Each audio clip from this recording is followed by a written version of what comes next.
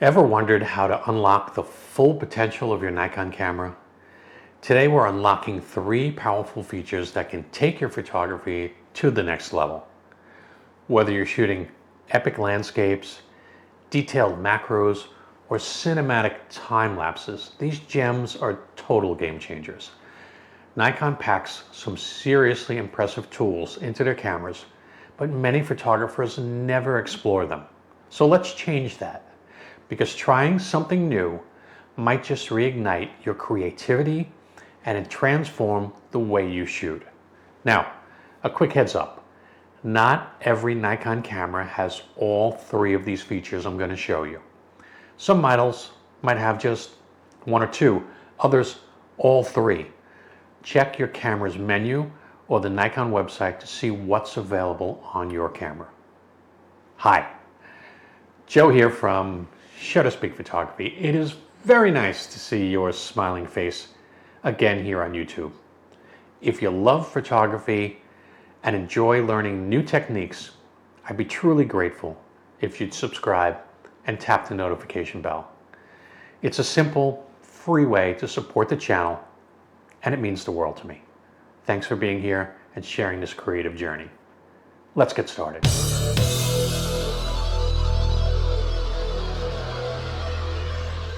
First up, Time-Lapse Movie Mode. Time-Lapse Movie Mode is perfect for capturing the passage of time in a dynamic way. Imagine documenting the movement of clouds over a mountain range, or the hustle and bustle of a city street transitioning from day to night. Let's start with how to access and use Time-Lapse Movie Mode. I recommend putting the camera in aperture priority mode and auto ISO in the beginning to make things a little easier. Here's where to find the menu settings. First, press the menu button. Navigate to the photo shooting menu. Scroll down and select Time-Lapse Video from the photo shooting menu. It's important to note that some Nikon cameras may have this listed as Time-Lapse Movie in the menu system. First up, set the time between shots. Then set the amount of time you want the camera to shoot for. Notice at the bottom of the menu, the camera is going to tell you the length of the movie that will be produced from these settings. Adjust them as needed to get the desired length of your movie. I recommend enabling exposure smoothing. Select your desired frame size and frame rate for the final movie. Next, if you need to set the interval as a priority, set it now, and if you need to focus before each shot, do that now. In most cases, the answer will be no. Interval priority determines which is more important, waiting for the proper exposure or taking pictures on the schedule. This would apply to shots where it's getting dark and the exposure time may start to exceed the interval time. Set the destination card in your camera if you have more than one. Hit start, and you're off to making a time-lapse movie. Use a tripod, make sure your battery is fully charged before you start, and take a test shot before you start to confirm your settings. This is fantastic for creating time-lapse videos without the need for post-processing. Next up,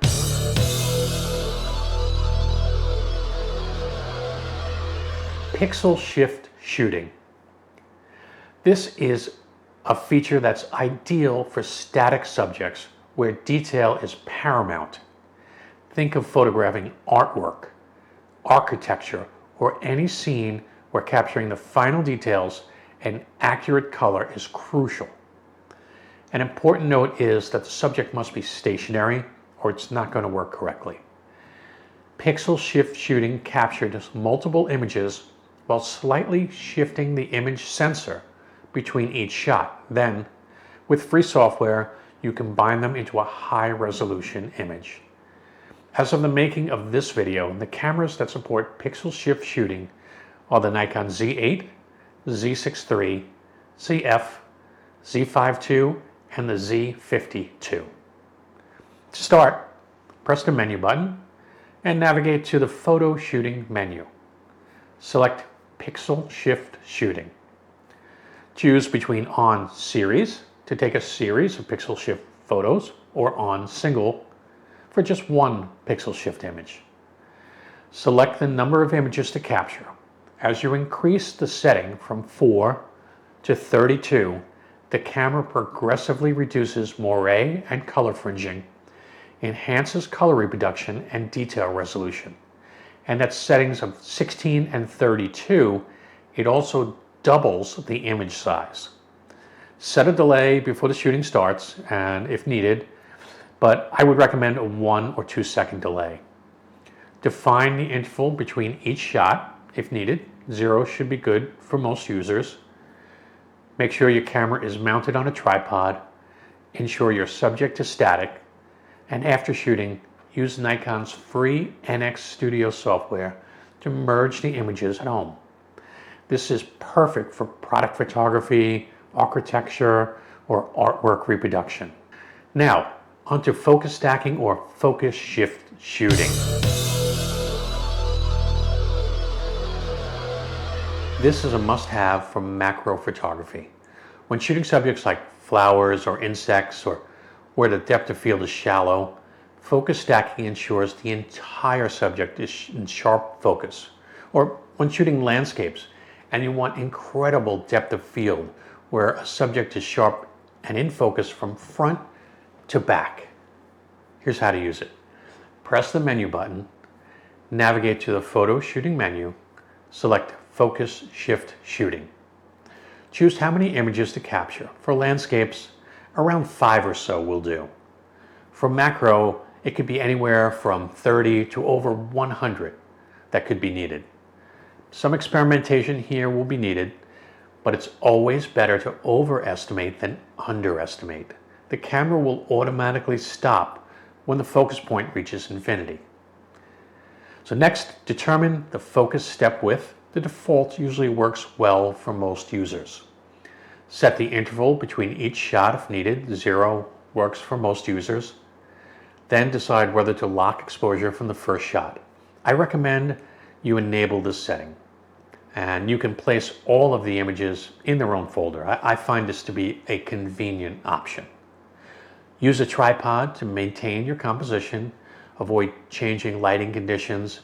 Start focusing slightly in front of your subject or the closest part of the image that you want to be in focus. Press start to begin, and once you're done, use software like Helicon Focus, Luminar Neo, On1, or Adobe Photoshop to stack and compile the images together. These features are incredible tools. Pros: they enhance creativity, improve image quality, and automate complex techniques. The cons: some require post-processing, aren't suited for moving subjects, and some need stable conditions. But the best part, these features are built right into your camera, adding professional power without extra cost. Just another reason to explore Nikon's menu. All right, so today we've explored Time-Lapse Movie Mode for dynamic time lapses, pixel shift shooting for ultra detailed images, and focus stacking for extended depth of field and macro shots. If you'd like to learn more about these features, I do have full-length videos on each of them on this channel. So do I use these features? Absolutely. They've become integral parts of my photography workflow. So here's my challenge to you. Go out and try at least one of these features this week. Pick a calm day, set up your tripod, and experiment. You might surprise yourself with what your camera can do. Hey, if you found this video helpful, give it a like, subscribe for more gear reviews, or if you just like talking shop. Also join me on Facebook, where we have a great Nikon Z community. I'll leave the link to the group in the comments. But before you go, let me know in the comments which of these 3 features have you already tried, or which one are you most excited to explore next. Thanks for watching, YouTube. I appreciate you. And as always, happy shooting. Bye-bye.